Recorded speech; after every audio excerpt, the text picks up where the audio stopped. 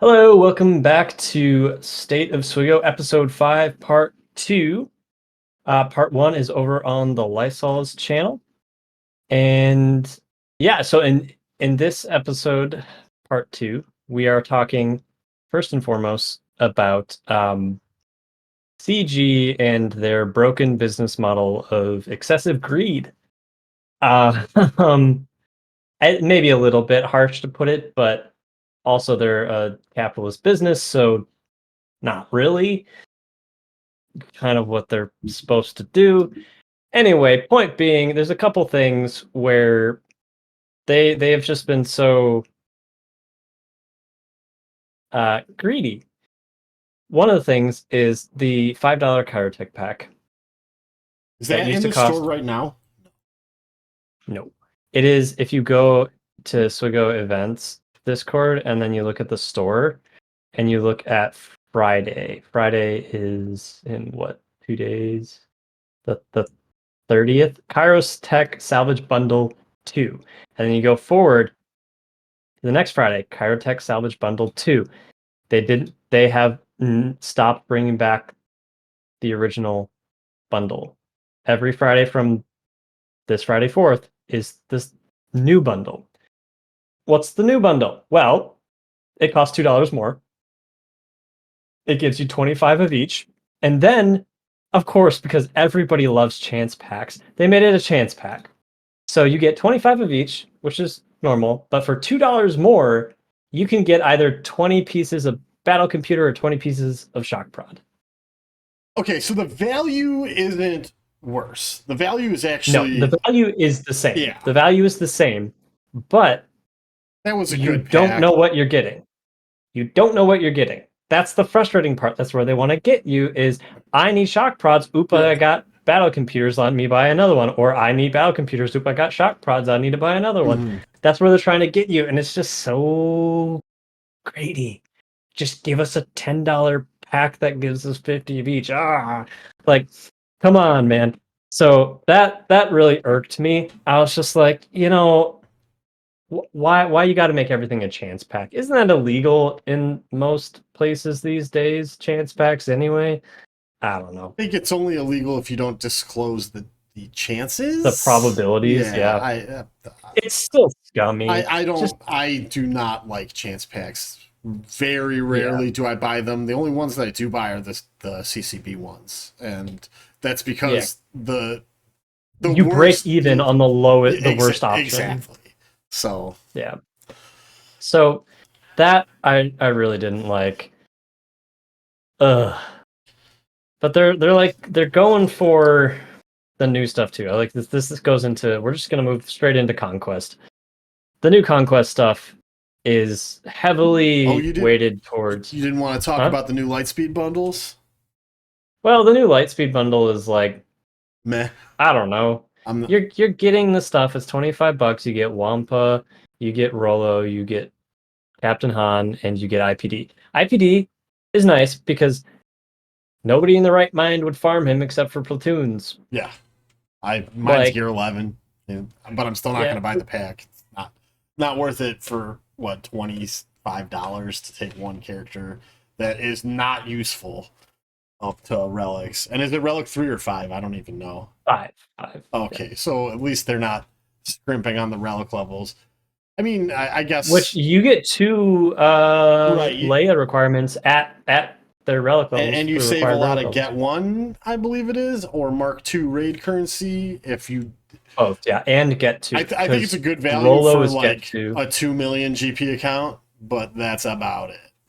And I think they're not gonna sell a lot of that pack, but just for that reason alone. Like, I don't know, pretty much anybody. If you have had any foresight in how you've done your farming and you have 3, 4, 5 million GP, you probably got Wampa already done. You probably got Rolo already done. Probably got, because that leads into JKL, who is the linchpin to a bunch of stuff. So yes, yep. So like for me, I was only slightly salty that I had just finished JKL at like 3 months ago. Mm-hmm. I was like, nah, but I already had been getting like 3-starred the Jedi Assault Battle, with him, Yeah. got JML, all that stuff. So I'm not like really.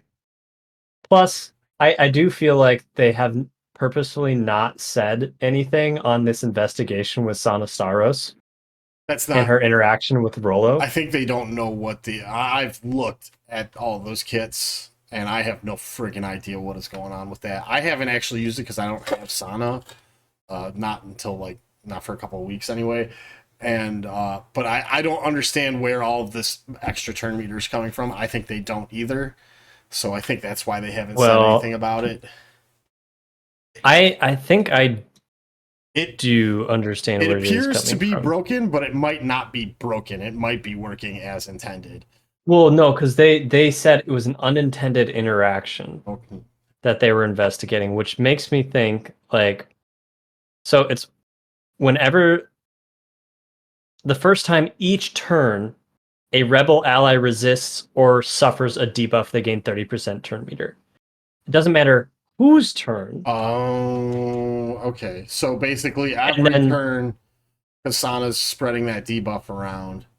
Every turn, yes, at the everybody's start of getting each rebel ally's turn, or when she evades an attack, or when she attacks out of turn, all non-scoundrel allies are inflicted with suspicious. Okay. So whenever somebody on your team takes a turn, the rest of your team gains 30% turn. So wait, I could even use that with my Gear 10 Sana Staros as long as she survives the initial volley. Maybe I'll give it a shot. Yep. And I think Luke. Yeah, I guess Luke is just in there because his it binds all things. Whenever he inflicts a debuff, he gains 10% turn meter, and all other allies gain half that amount. Okay. His other unique. Is it Sana inflicting the debuff, or is it the character inflicting the debuff on themselves? It is. And just because it reads one way or the other does not necessarily. It just says they are inflicted. That sounds to me like it's them inflicting the debuff on themselves. So that means that, okay, all right. So that means Luke is inflicting or resisting the debuff. So you're not just getting the 30%, you're also getting the 5% from It Binds All Things. So, okay. Oh, that's what it is, because he's inflicting the debuff on himself, which gives turn meter to the whole team. Yeah. Okay. All right. In addition to the 30% turn meter, there it is. That's we figured that's what out. it is. Something that we weren't even going to talk about. we figured out.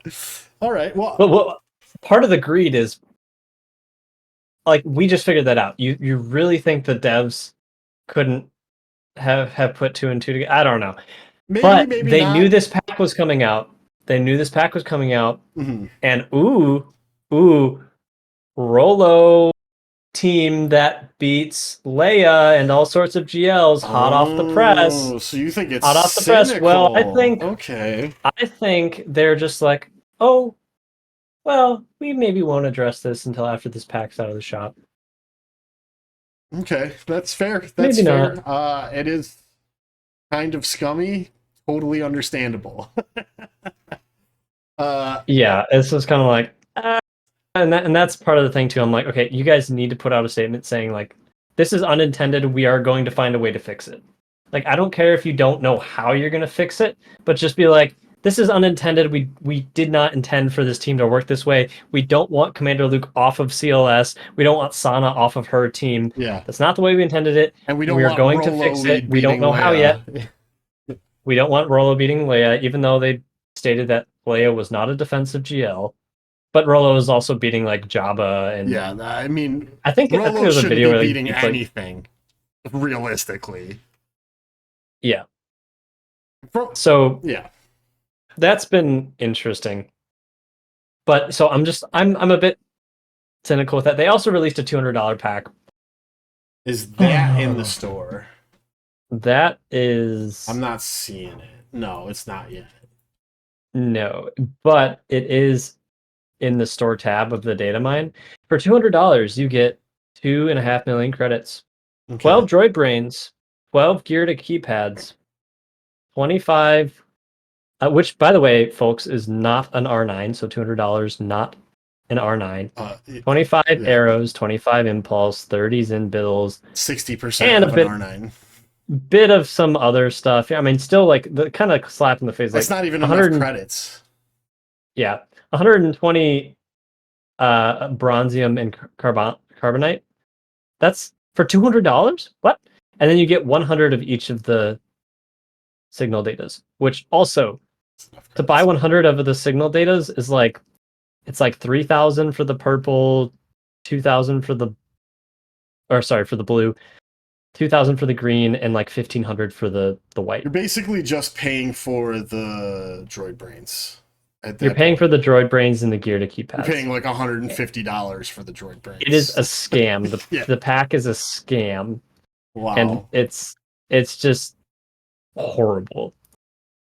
Anyway, so I just feel like they're being greedy with it. I agree, but it is their prerogative.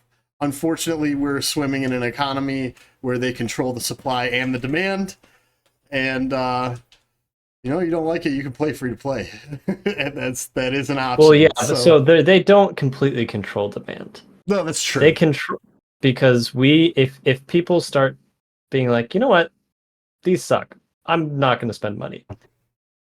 Well, then that hurts them, and they're going to. That's how you get them to change their behavior. If enough people decide this pack is garbage, I'm not going to buy it, they won't release it again. They'll try doing the same thing for a little less money.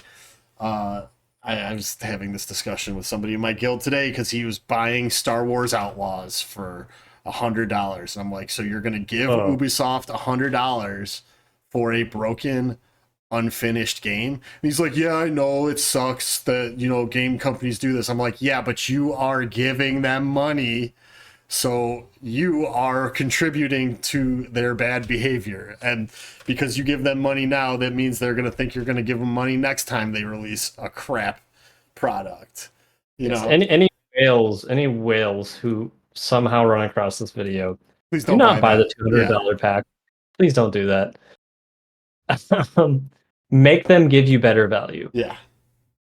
Like you can buy repeatedly the smaller packs that are worth way more. Or buy $200 worth of crystals and get all of that stuff. Get like 4 times more than all of that stuff, except for the droid brains, basically. Like, yeah, but if you're whaling that hard, you're probably getting the droid have brains. Master Qui-Gon and Pow and Pow to R9, and you're already getting that influx of stuff. Yeah. Just refresh that node every time. I agree. And as somebody who is a spender, I'm not a whale, probably not even a dolphin, but I would, every time that Cairo pack came out, that $5 Cairo pack, I would buy it twice a week.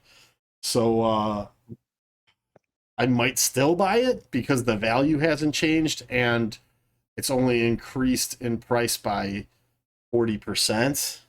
Yeah. Did you get the one thing I almost missed it because they don't have the Ascension packs on PC. So I almost missed it, but I got it. Yeah. They brought back the Ability Ascension pack. I saw that. That's a good value, but the tiers are broken up in such a way that it turns me off to it. I don't remember exactly what my major It was $10 in total. Mm-hmm. For 15 Zetas and 7 Omicrons. That's actually a pretty good deal. Yeah. Plus you get like a bunch of like, I think you get like 15 or 20 Omegas and like a few other pittance things. But like some Mark that 3 to me is like all the people who bought Lightspeed bundles who are just absolutely starved for Zetas. That is, I think, one of the best value packs you could possibly get. Yeah. That's almost a full Zeta plus almost halfway through an Omicron. That's pretty good. That's going to help you out quite a bit. So they know how to give good value. They do it. They don't want to do it. And it's at a very slow rate that they do that. And but they'll come out with these, like, they're not in the store right now, but there's like those like $60 relic map packs, and you're like, they're horrible. But then they're all worse than the $10 pack. Yeah, and then then they have like the $5 relic map packs that were they $5? The ones that were 10 impulse detectors and 5 Zimbital cards. Yes, there was also a Those- giftable. There was a giftable where it was like $5. It was like $5 for like 20 of each of the signal datas. Mhm. But they started doing this thing. So like if you bought someone that pack, you would unlock a pack for yourself. Yeah. That was the same price, but double the rewards. But giftable, you can't do it on the PC client for some friggin' reason. You can. I don't. I'm looking at it right now. I do not have the giftable tab. Never mind, I lied. Yeah. You cannot. I thought at one point there was several days where I did have a giftable tab. Really? And then it went back away. I wonder why that is. There's got to be some. They're testing it in production, is what's happening. They're testing stuff in production. You think maybe it's not an issue with Google and Apple? That maybe they're not on a that. PC client. No, that because of their agreement with Google and Apple that they can't have for some reason the giftable thing on their PC client. I think it's a technical limitation. I think they haven't figured out how to get the gifting functionality to work cross-platform necessarily. Maybe they don't. Yeah. Okay. Yeah. So, in principle, I understand what you're saying. Yeah, but they have like it's weird to me that the cheapest stuff is generally the best value. Yeah. When every other game. Oh, when everything in life. Yes. the higher cost generally gives you more value than buying the same amount of the lower cost stuff. That's why a Costco membership is worthwhile. You're spending more, but you're getting a way better value on what you're buying. Like exactly, and they for some reason don't know how to do that. It boggles my mind every single time. I'm kind of happy for it though because I don't want to be tempted to buy the $200 pack. Oh, exactly. I'd rather they nickel and dime me. Because I might spend $50 in a month or 60 or something like that. If they were really in good, little increments. Yeah, if there were really good $100 packs, though, I might be spending $200 a month, and that's something I can't afford to do. Yeah. So, speaking of things that you can or can't afford to do, you apparently will have an okay time with Conquest Volume 16. I am going to be hurting because I have turned my nose up at the Gungans and decided I don't think I'm going to go for you. Oh, rough. Okay, well, that's why you're going to have the problem. 1,600 Chirotech, and there was no way I was getting it in time for Jar Jar because I sank all of my investment into Master Qui-Gon and Padawan Obi-Wan because of the assault battle. And because of where my account is currently, I did not have, I had to choose. I had to choose Gungans or those guys. I couldn't do both. All things considered, I still think you made the right choice. Yeah, I mean, theoretically, I could have done Gungans and then later on done Queen Amidala and the boys because they're not gated behind a limited time event. But, hindsight's 20/50, you know what they say. Point being, these conquest feats, like Sector 1, I'm looking. 3 of them are gated behind new characters. There's a Gungan feat, there's a Decay feat, which is the new... I may have overstated how easy this would be for me now that I'm looking at these, because we've got Decay in one, we've got Alert in another. Yep. Where's Retaliate? Isn't that Breach? Breach? Who inflicts Breach? JML, I think. Oh, easy, great. I just got him. If you don't have JML, screw you, I guess. I could be wrong, but I'm pretty sure it's JML that inflicts Breach. Maybe I'm pretty sure one of the new characters inflicts Breach. Yeah, but there is. Oh, and we got Blight as well as another one. I don't remember what even Retaliate is. Retaliate is the green arrow. It's Shakti. When Shakti gets hit, she gets the green arrow. And that's Retribution. Oh, that's Retribution. Yeah. Retaliate. Wait, Retaliate is only a thing that you get in datacrons or the special modifiers. Because retaliate is like what isn't that what Padme gets when they have that annoying feat where it's like steadfast retribution? Isn't that what retaliate Maybe is? I Because it's in the new datacron set. I just went on SWGoH.gg to look it up, and it's giving me a bunch of stuff I know does not have it. So Yeah, so okay, new datacron set Jedi, they gain retaliate for 3 turns, which is when damaged by an attack, deal 20% of the damage received per stack to the attacker. that's Stap. Dap Yeah. has retaliate. Yeah. Stap has that. So literally the only one that has it. As far let me look it up because maybe If somebody that's else just does. Dap, and you have to get retaliate. No, that's provoke. No, Yeah, that's provoke. provoke. I thought. Who the hell does that then? That is. You know what? You know what? They're probably gonna release the frickin' Great Mothers with retaliate. Stap does have breach though, so that's good. Is it breach? There you go. SOJ, Afra, Fifth Brother, JML, Master Qui-Gon, Paz, and Stap. So there is a good amount of characters. Some of them that you have, but those are mostly new. Yeah. Or new-ish. I mean, Paz Vizsla is for Bo-Katan. He's not even double drop farmable.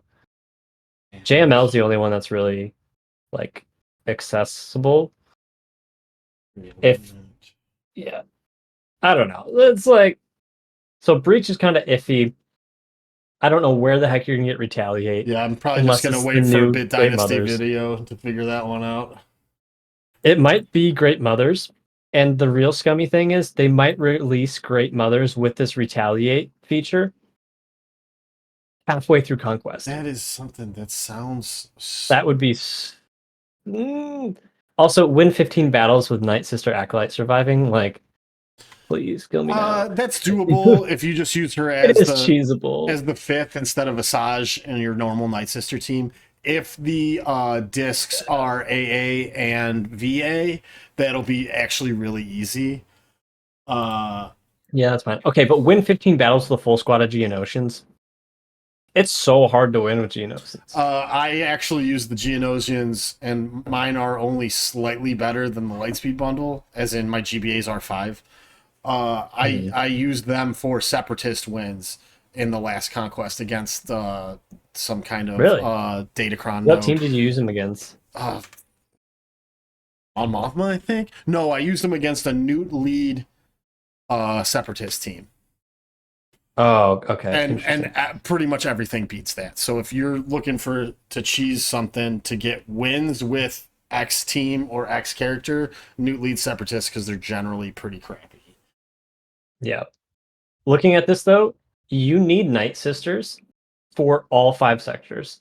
Oh yeah, they're going to be at 25% all the time. It's going to be rough. Yeah, Night Sisters. But the amount of blight and decay, decay. Okay, so blight is the old Night Sister mechanic, and decay is the Imperial Remnant. No, right? No. Blight is the new and improved plague. Oh, plague is the old Alert is what Night Trooper gets. Right. And decay is what Enoch gives the Imperial Remnant team. Okay. That's 3 sector feats that are completely unobtainable if you don't have those teams built up.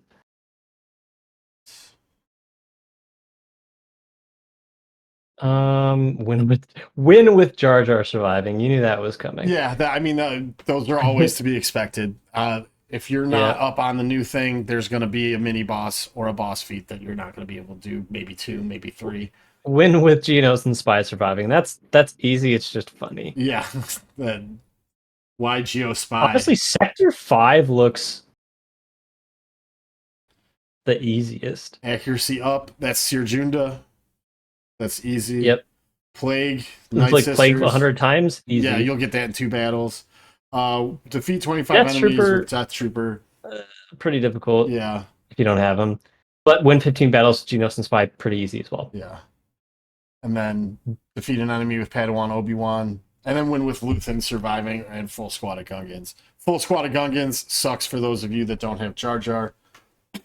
Do you expect to be able to get the red crate here? Do you even have the juice to do that? Or are you going to have to... I mean, I can get through Sector 5. I'm just saying, like, how many of these feats are you going to maybe skip? Get a lot of them, but I can get... I mean, I have JML now, so I can cheese some things. Yeah.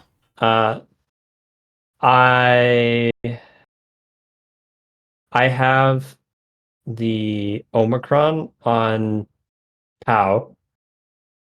So any accuracy, interesting. evasion, tenacity, anything with that, I will just passively get. Did you have that for the last set of conquests? I did, yeah. How is that? Nice. Is that good? I probably won't get it because I don't think I need it. But if it makes stuff way easier, some of these buff ones are just, I don't want to deal with it. It beats anything. It literally beats anything. Like, if I have a tough time with anything, or I just don't feel like I get to, like, stuck behind a, I don't know, whatever node, and I'm just like, I don't really want to throw something that might complete a challenge at this. Like, I don't think Night Sisters can beat this right freaking Revan Malik team, so I'll just chuck these guys at it. And they do well, and with, like, evasion up, tenacity up, tenacity down, accuracy up, I'm getting all of those by using that team. Breach, I'm getting that by Qui-Gon. Qui-Gon's a global feat as well. Him surviving. The global feats are super easy. Yeah, the global feats, I will say, are pretty easy. Stagger. Especially, they threw us a bone with win 15 battles with at least 4 Gungans in the squad. Yeah, I think they probably won't force you to have full Gungans for a global, or 5 Gungans for a global feat until Jar Jar has been out 3 times, maybe. 3 times. And even by that point, by the next set of conquests, we probably won't have Gungans at all as feats. It'll be whatever. They'll get replaced with the mercenaries. Yeah, mercenaries or Imperial remnants. It's kind of like a queue. Like, Gungans will drop, Imperial remnants will take their spot, and mercenaries will take Imperial remnants spot, or something like that, you know? So... Yep. I'd like to note that this is the first one with no Jedi Cal. Yeah, or Bo-Katan. Or Bo-Katan, yeah. No Mandos. So, which is funny because I'm going to unlock Bo-Katan the next time it comes around. But, you know, there's just... When you're not an end game player, you just have to bite the bullet and understand that you're not going to get everything easily. Like, I'm going to have to... The first conquest is going to be a lot of trial and error, a lot of me trying to figure out how to do this, how to cheese these things. The last conquest was stupidly easy, but it still took me like 9 days to get Red Crate the first time. And then the second and third time I got it in like 6 days. So hopefully it's similar. But some of these feats, a lot of these Imperial Trooper feats, or the Imperial Remnant feats, are going to be pretty difficult. So I guess I'm going to have to bite the bullet and spend the Kairos to at least get them to Gear 11 so that I can hopefully cheese or just use the team. And because of my my data discs, I'm able to beat stuff. So yeah. Conquest has always been kind of aside from the first like couple iterations of Conquest, it's always been a whale-friendly game mode. It's never been a mid-game friendly game mode. So, you know, sucks to be you, but I'm sure aside from the Gungan stuff, it's not going to be impossible. You're going to have some difficulties, but I think you're going to be okay. Yeah, especially if I do end up going for Balin and by extension the Great Mothers and Morgan, then I'll have a significantly easier time. But Enoch, I'm not going for Ahsoka, so I'm not going for Enoch and the troopers. I am going for Ahsoka, but I'm not full steam ahead on it.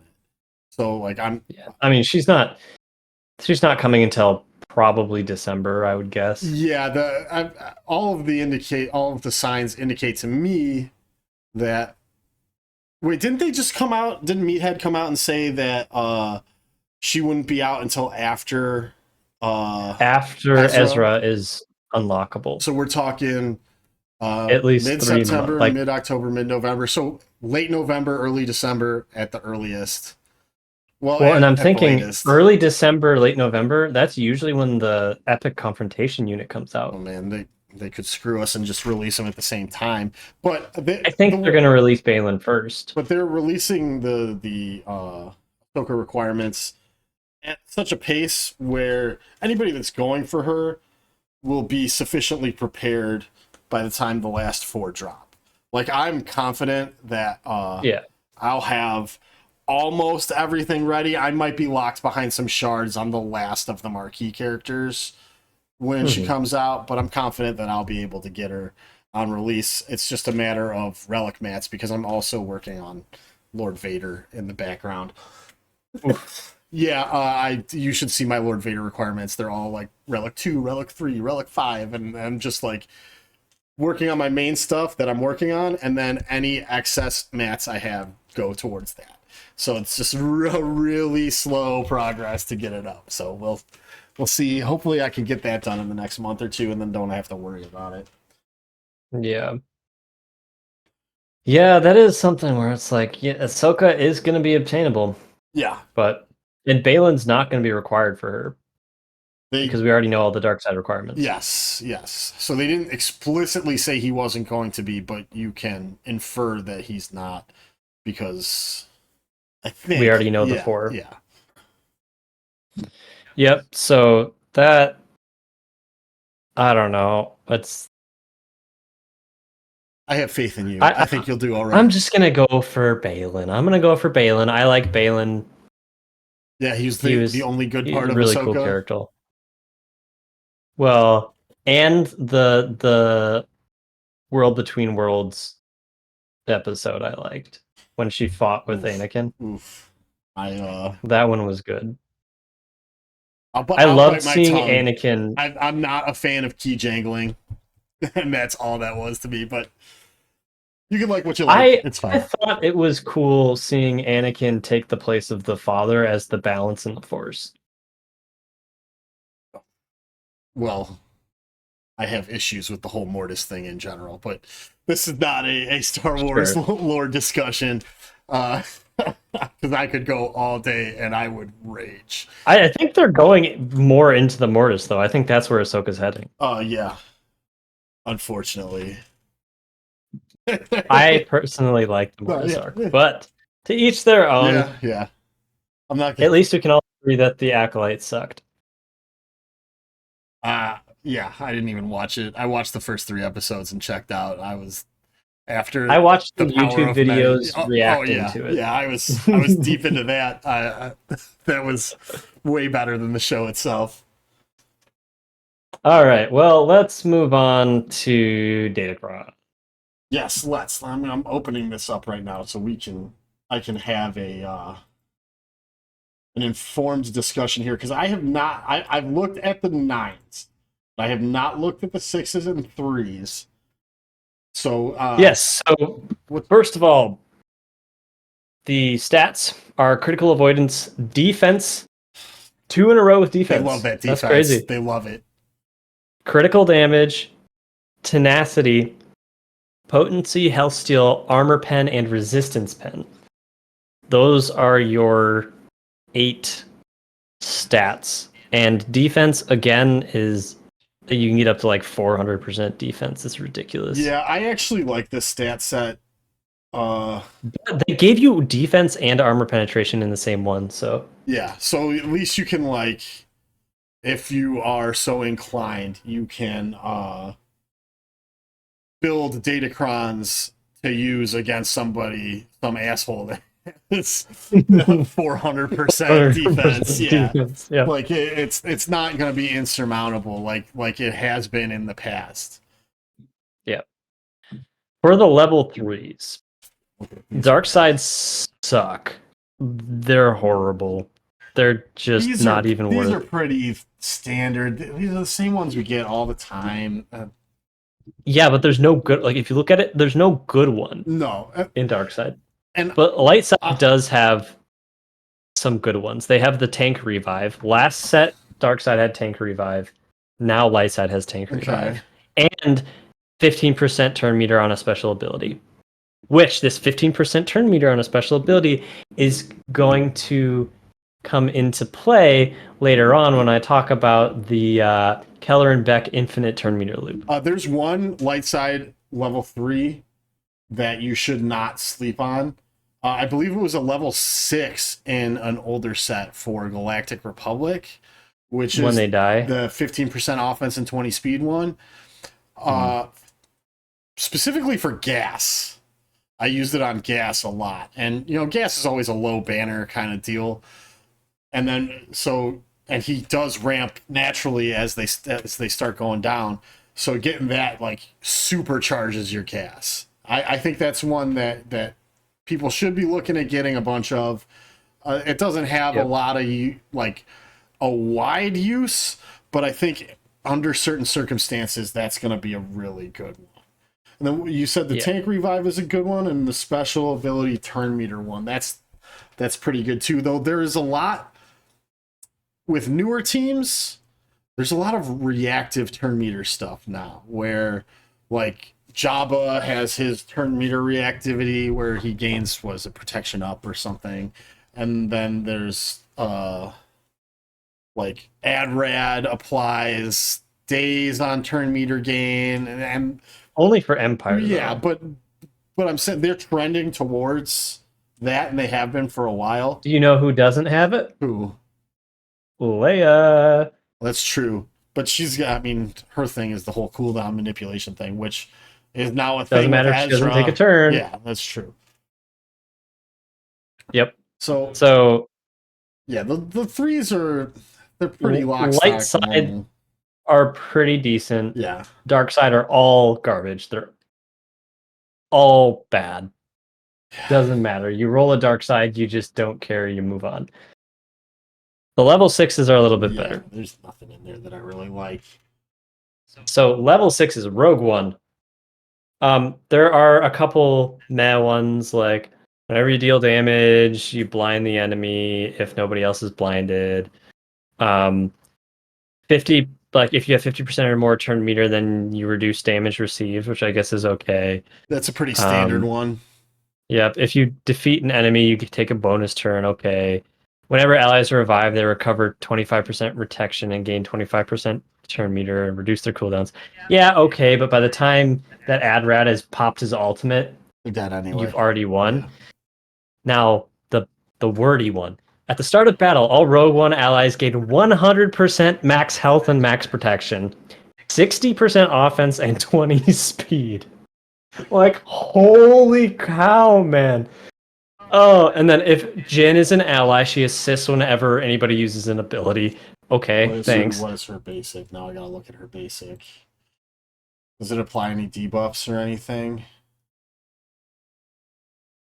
I really this is Adrad's team, so if all allies were Rogue One at start of battle, if you're using this datacron, whenever an ally attacks out of turn, i.e. Jin, every single time that you use any ability, expose them for 1 turn, it can't be evaded or resisted. Great, they're already doing that basically.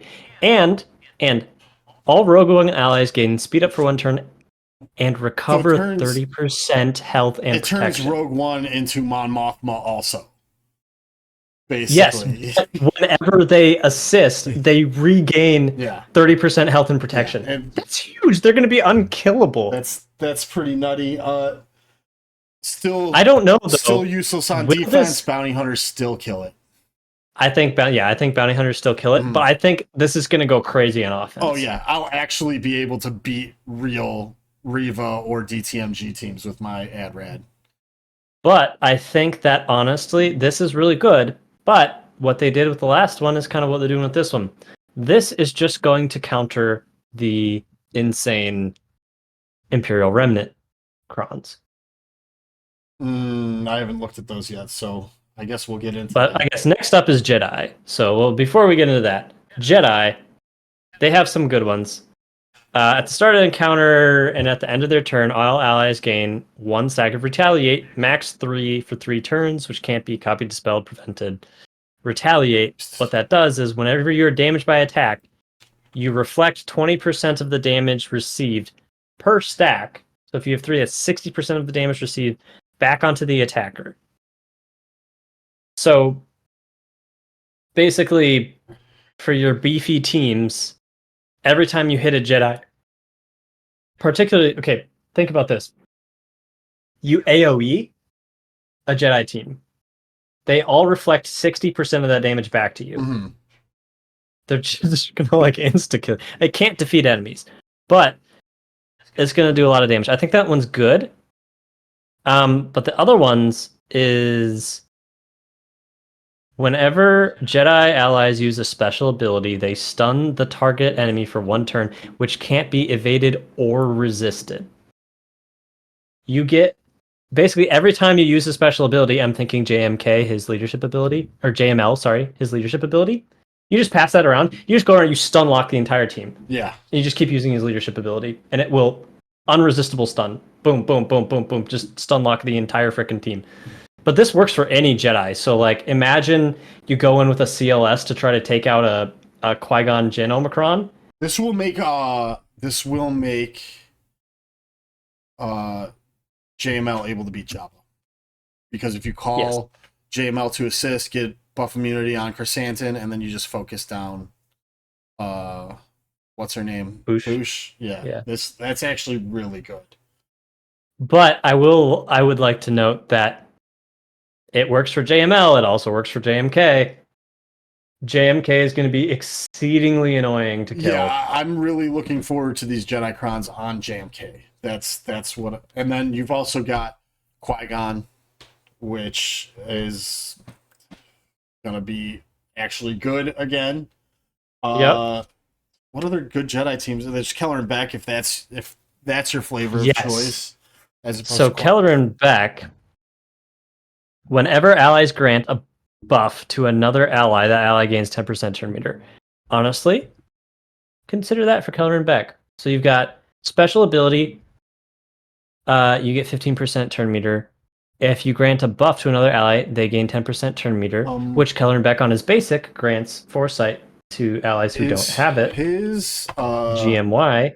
Is it Jedi training? What is that thing that he gets? Oh yeah, stacks of Jedi trading. I'm not sure if that counts as a buff, but if it's a blue one, it doesn't count. It might be a blue one. I don't remember. You think GMY, you throw in a Mace Windu, and you've got a team that's spreading around buffs like crazy. You've got some solid turn meter. Yeah. And we'll come back to that when we get to level 9s. But Night Sisters. Whenever an enemy is inflicted with defense down, reduce their max protection by 5%, stacking max 50%. That's nice, I guess. Whenever a Night Sister ally gains Foresight or Stealth, so we're looking at Night Sister Spirit and Marin, and also Night Sister Lady with the Bow. Everybody gains 5% turn meter and critical damage stacking until the end of the counter. That might help you take out Jabba. Just saying. It's always a problem. You get down to just Jabba and you can't kill him because you don't have enough firepower. If you get critical damage stacking, maybe that'll help. And then whenever an enemy attacks out of turn, all Night Sister allies recover 40% health and protection, gain retribution for 1 turn, and 15% turn meter. Recovering the 40% health and protection is really nice. I wonder what teams that'll be useful against. But when you have a Talzin lead, they're attacking out of turn all the frickin' time. Because if somebody's dead and you're doing your, death swarm or whatever. Oh, do you know what this is for? This is to counter troopers.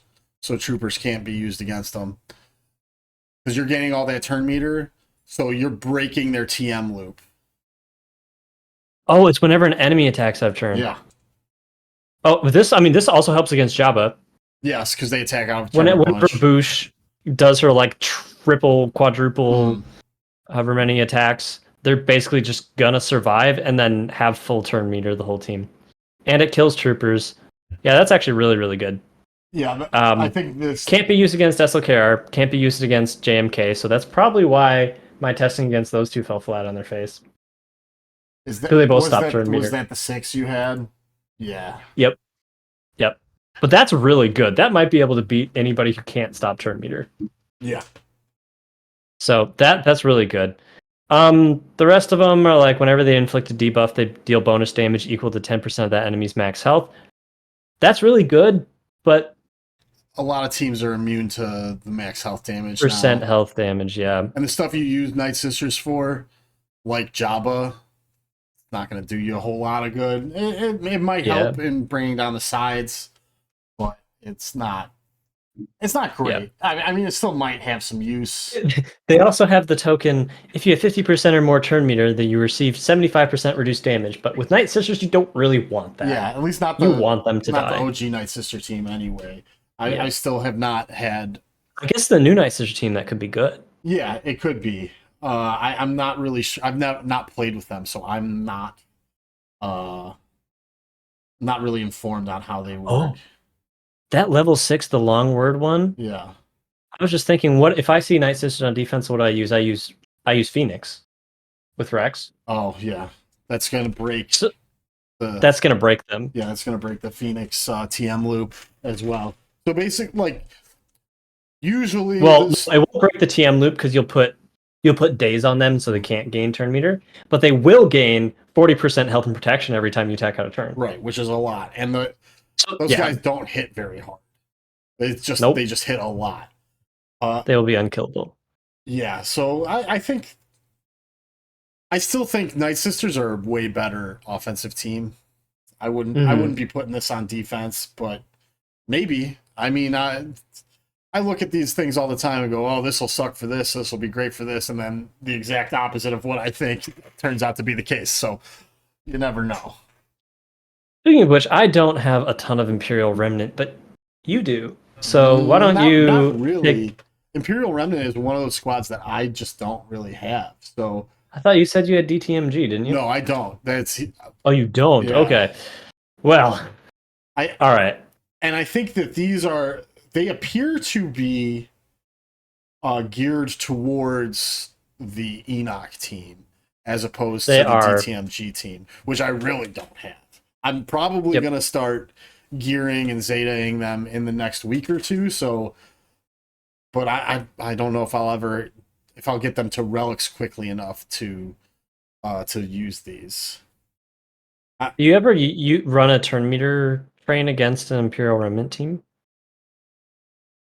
Doesn't DTMG have a bunch of reactive turn meter stuff? Doesn't he? He does, because one of the level 6s is a reactive turn meter. Well, it's a reactive. If you fall below 100% health, you gain a bonus turn. Yeah, I feel like DTMG interrupts TM loops on its own. I can't remember exactly what the mechanic is. I fight DTMG all the time, and I usually wind up just overkilling it with something because I bring too much for offense. And it's a team that's kind of scary, so I'm like, I'll just kill it with JMK or something. I don't know. The short of the Imperial Remnant ones, I'm not going to read them all out. Yeah. Is you want the long word one, and it will make your Enoch team very good. The blight, very good. The blight gives out turn meter, crit chance, and damage stacking infinitely. But if you have Enoch, if you have the Enoch team, you're going to be using the Night Trooper datacron anyway. Night Trooper datacron? Yeah, that came out with Night Trooper. Oh, yeah, if you have Enoch for probably. Yeah.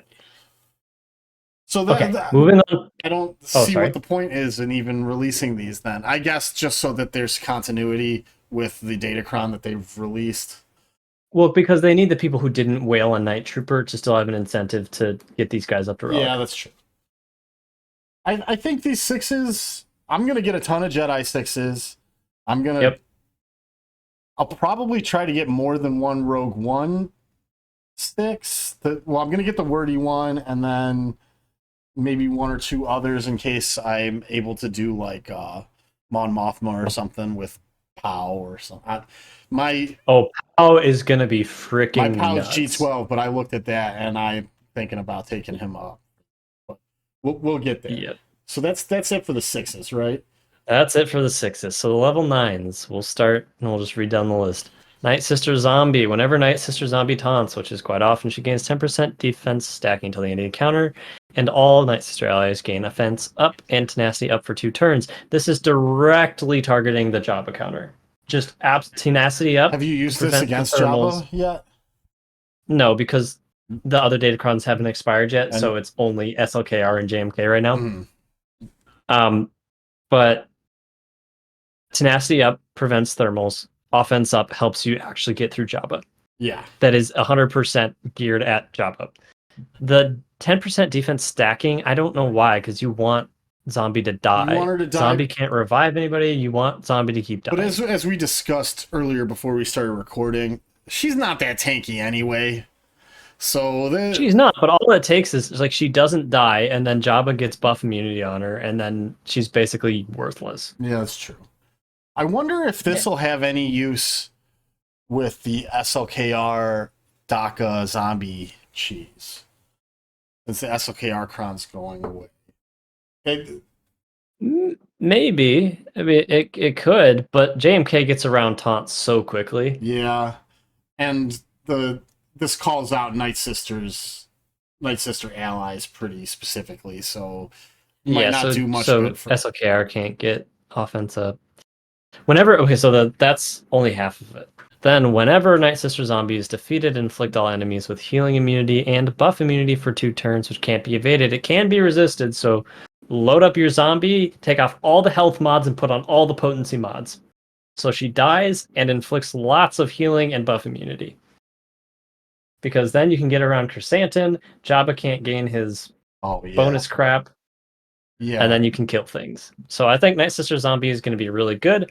I managed to roll Night Sister Zombie for my Kron with the long level 6, so I'm happy with that. I'm hoping it'll be a Jabba killer. We'll see. Morgan Elsbeth. Whenever an ally uses an ability on the turn, she assists. I'm sure it's fine. Whatever. Yeah, I'm sure. Night Sister Spirit, they gain 20% turn meter and protection up when they gain Foresight. Okay, who cares? Asajj. Whenever an enemy is stunned, they take a bonus turn. That's probably the worst of the 3. That's probably the worst, because when you're fighting teams, like, I don't know, like, I guess you can get DACA with the stuns. You can get some stuns. I mean, it's not the worst, but it's not the one you want. It's the same thing as the Phasmacron. Like, it's fine. If that's what you got and you can't get something else, use it. But I'm not going to go out of my way to get that one. I might go out of my way to get the Night Sister Zombie one, but Asajj is meh. And Spirit, don't even use Spirit, so whatever. Morgan Elsbeth, don't got her, so don't care. Wait, holy crap, Moff Gideon. Yeah, Moff Gideon. What's Subversive Volley? Is that his... That's his AoE days. Oh, yeah. Okay, so Moff Gideon, this is actually kind of nutty. Whenever he is inflicted with a debuff or gains a buff, he gains a stack of insight and stealth for 1 turn. Whenever he gets to 4 stacks of insight... That's 20% turn meter that he's giving himself right there. Oh, yeah. Whenever he gains 4 stacks of insight, he gains 100% turn meter. Whenever an Imperial Remnant ally is inflicted with a debuff, they recover 10% health protection. That's helping the DTMG team. Oh, this does help the DTMG team, but all I'm seeing is Veers. So you throw the Piet's Emperor's Trap on Dark Trooper, who is Imperial Remnant. That's the debuff right there. And then he gets the more stacks of the Emperor's Trap as the battle progresses. So he's constantly healing himself. This is really... Is that how that's going to work? This is real. I mean, it's probably designed for DTMG, but I don't have a DTMG team. And this looks like it works well on a... I wonder, that could be a broken mechanic. If those stacks of Emperor's Trap count, that's absolutely broken. That will run an infinite turn meter loop. Oh, yeah. Well, no, this is just the recovery of health and protection. So that's not gonna... Whenever an ally is inflicted with, but whenever he is inflicted with a debuff or gains a buff, he gains a stack of insight, and when he gets to 4, he gains 100% turn meter. Oh, I think he caps at 4 though. But then, yeah, but he gets 100% turn meter. So as soon as he takes a turn, yeah, they go away he built because them you use almost subversive immediately volley. again. Yeah, and he Yep. deals bonus massive. This is a nuke team right here. Yes. Okay. Whenever an enemy is inflicted with armor shred, which he can do, blind all enemies which can't be resisted or evaded. Yeah, That's really it's freaking good. gross. This is a And then whenever he thing. uses his subversive volley, his AoE days, he deals massive damage to all enemies. Yeah, that's going to be insane. If you don't have the Enoch team, this is the one you want for your troopers. Whether you're doing DTMG or Veers, this is a datacron everybody's gonna want to have. Yeah, that's nuts. That's going to be absolutely he's crazy. gonna be nuking stuff. Like we talked earlier about how we use him for Zori, basically. He could nuke Zori, that's nuke for sure. Zori, and Zori is not an easy team to beat, generally speaking. She is not. The last couple Grand Arenas, she has nuked both C and Bane. But if you can because he gets subversive volley when he reaches 4 stacks of insight. So he gets to the 4th stack. As long as you get him to the 4th stack of insight, he takes his turn, and then he does massive damage to the whole enemy team. So it's just survive till that point, win. Oh, stack that with like 100+% armor penetration. Oh yeah. Well, the massive damage is probably going to be enough to kill most stuff, I think. What's massive damage now? Is it 99,000? I think it's like 99,000. Yeah, so yeah, it'll kill. I don't know that that's enough. Not if they have a defense cron. Is it affected by defense? I don't even know. I don't know. Yeah, I'm not really true sure. damage. I'm not sure. That's something we'll have to look into. Anyway, it'll be really good. Yeah. Captain Enoch has one. It just makes everybody who was already mostly immune to critical hits actually immune to critical hits. Yeah. Which means with a Captain Enoch cron, SLKR and your other Galactic Legends are actually going to struggle hardcore. Yeah. That's going to be, if you've got Enoch, this is going to be a defense team, front wall. People, if you don't have the right counter for it, and I don't even know what the right counter is for it, it's going to be really hard. Yeah. Although Enoch is not immune to critical hits in this, but when he is critically hit, the tank taunts. So. Yep. Wait, whenever. Oh, he gains 50% max health and protection, which helps. Yeah. Dark Trooper. Whenever Dark Trooper critically hits, he gains 10% critical damage, defense penetration, and offense stacking max 200%. He can critically hit on his AoE, but he can't critically hit on his base. He gives himself so he can crit on his AoE, and then it also gives him I can never remember what the name of the buff is. Advantage. So he can critically hit on his basic if it's immediately after his AoE. But this is kind of a lame one. Yeah, Moff Gideon's way better. Yeah. And the thing is that no matter where you use Moff Gideon, whether it's on DTMG or Veers, Dark Trooper's probably with him anyway, so you're probably just going to want to use the Moff Gideon cron. Yep. Stormtrooper has a decent one. Whenever he loses taunt, remove 50% turn meter from all enemies. That'll help massively with Blight if you can't get the Enoch cron. Mm-hmm. Also, it's just really good on a Trooper team. Yeah. Yeah, removing turn meter. Yeah. Like, because, I mean, if he just takes a turn or 2 turns, whatever, then he removes 50% turn meter from everybody. But it can be resisted and it can be evaded, so it's not. All right, moving on. Death Trooper Peridia. He gains some stuff. Damage immunity when he critically hits an enemy. Oh, he's just on 25% here twice. Okay. I thought he had 2 different ones. It's the same one twice. Yeah, yep. 3 times. It's okay. You're gonna want Enoch. Yeah. I feel like Enoch's the one you want. It's Luthen gets one. Luthen gets one, which looks like it'll be good. It doesn't seem like massive. It just seems like it'll help Luthen do the things that he was already doing. Yeah. Yeah. Just POW. This is insane. This is nutty. I could not believe this when I read it.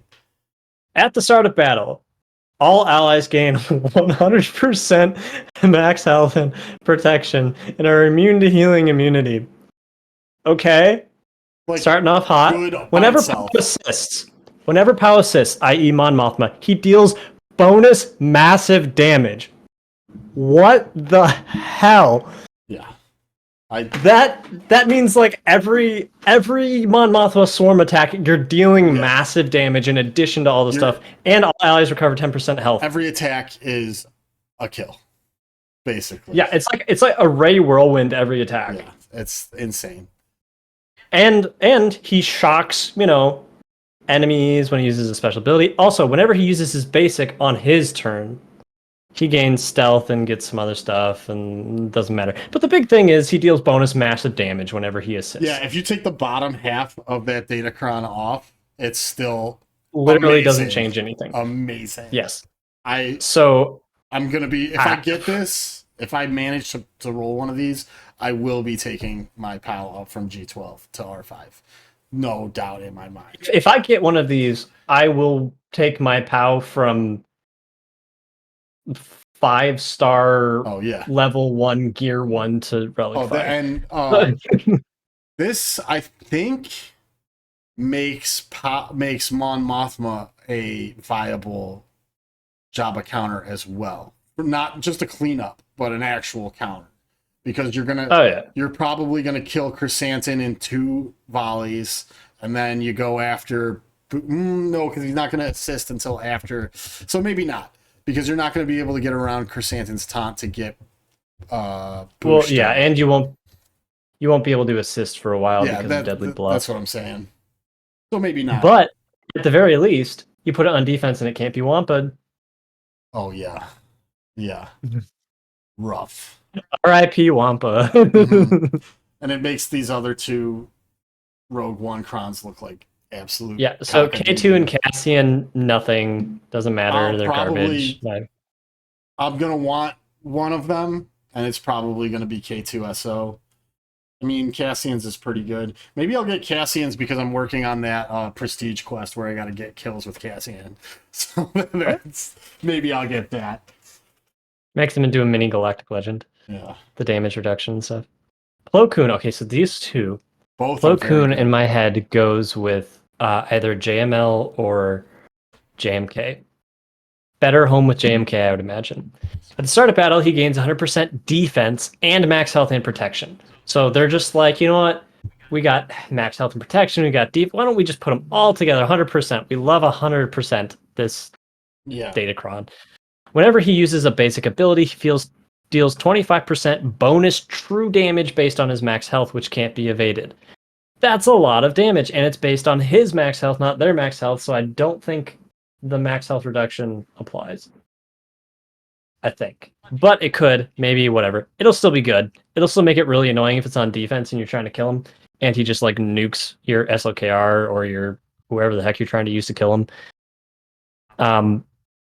Whenever another ally uses an ability while buffed on their turn, i.e. JMK, anybody, all the time, Plo assists and does that 25% bonus true damage, which is really freaking good.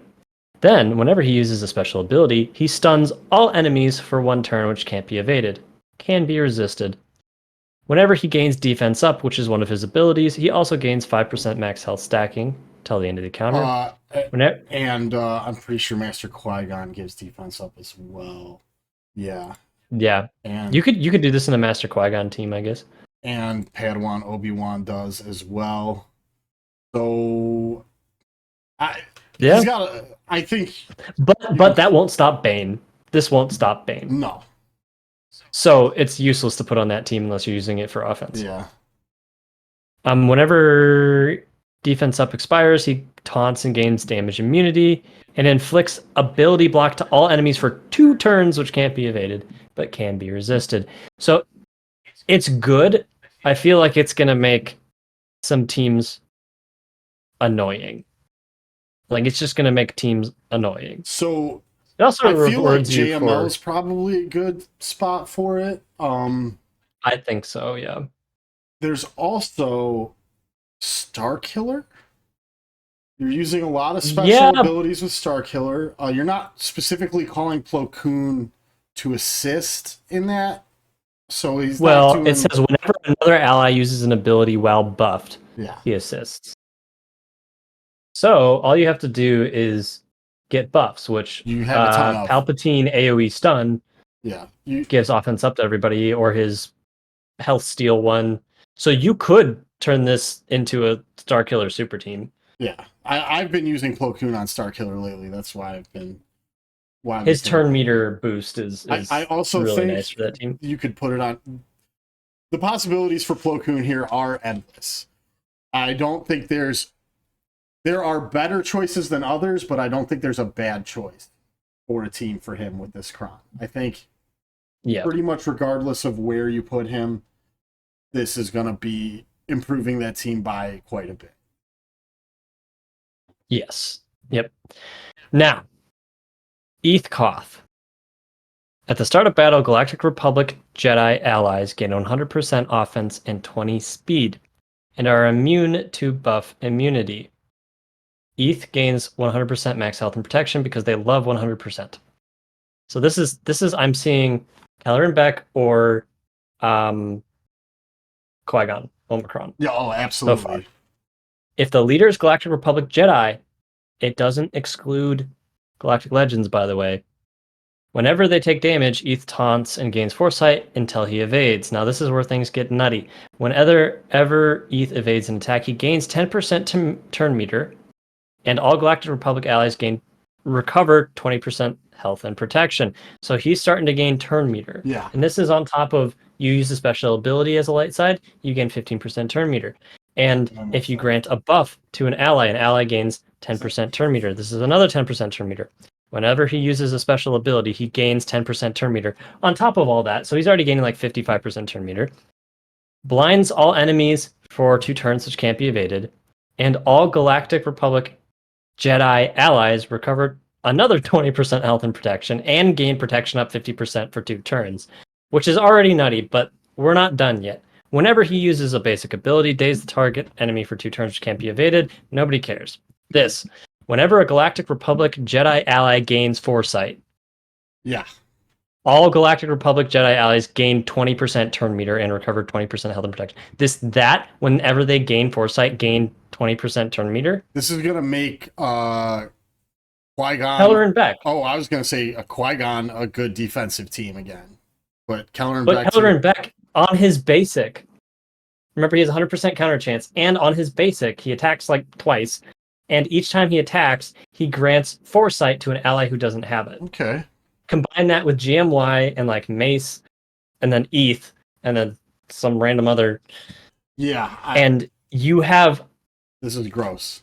Foresight going to everybody so often, plus all the turn meter from the special abilities. You're going to be running close to 100% turn meter train here with a ton of health and protection recovery. Yeah, this might be better than the Kelleran Beck Kron. It's going to be insane. Yeah, this is going to be really good. So, and this, I mean, because he doesn't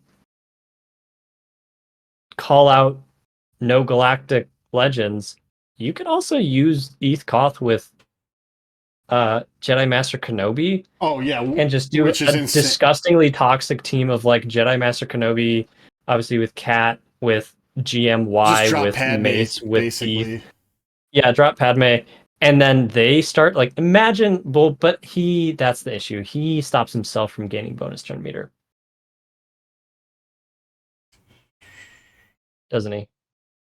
But he would recover all that health and protection, which should be incredibly annoying. I'm glad that there's options here for replacing the Padme Kron, which I have leaned on very heavily the past couple of seasons. So I don't think it'll be quite as good as the Padme Kron, but this is an option if I need to use it. I think you're probably right. Kelleran Beck might be the best use of it. Maybe Qui-Gon. But again, like Plo Koon, I don't think there's any wrong choice. I think that all of the options that are available to you are good options. Indeed. We have an interesting one up next. Shock T. Whenever Shock T attacks out of turn, they recover 20% health protection, and all other allies with Retribution assist. Now you would think Who gives out Retribution for Jedi? Shock T Does- and Jedi Knight Cal Kestis, Windmill Defense. Gives Retribution to all Jedi allies for 2 turns. Put her on JML. Put her on JML, call her to assist with JML's special, and every time she assists, everybody mass swarms. That's pretty good. That would be pretty good. Also, you could alternatively use her with clones, because she gives the clones all the retribution. That's true too. But there's so many ways to get through. You can still, I think, get through that with like a Hux team. Yeah, or maybe even Malik. Just like a Malik solo could probably. Because they just keep fearing themselves. Yeah, and then eventually you just ramp up your offense so much that every time you do the big suck, it just kills them. Alternatively, Shock T is a Galactic Republic Jedi and could be used on a JMK team. Yeah, if say you use Plo Koon on Starkiller and Eth Koth on Keller and Beck, then you could drop Shock on. There, basically every team with Jedi has a Kron. Yeah, although I'm not sure if Jedi Master. I feel like Jedi Master Kenobi gives out. Oh, he does give out retribution. It's Tank Kenobi gives out retribution. Yeah, GK. Yep. So yeah, so then basically imagine, oh my gosh, imagine a JMK team that, because JMK's team assists quite often, don't they? Oh yeah, a ton. Yeah, so whenever Shock T assists, the whole rest of the team assists. Yeah. Like, I feel like all of these are really, really good for JMK. Like, they are. All of them really are. good.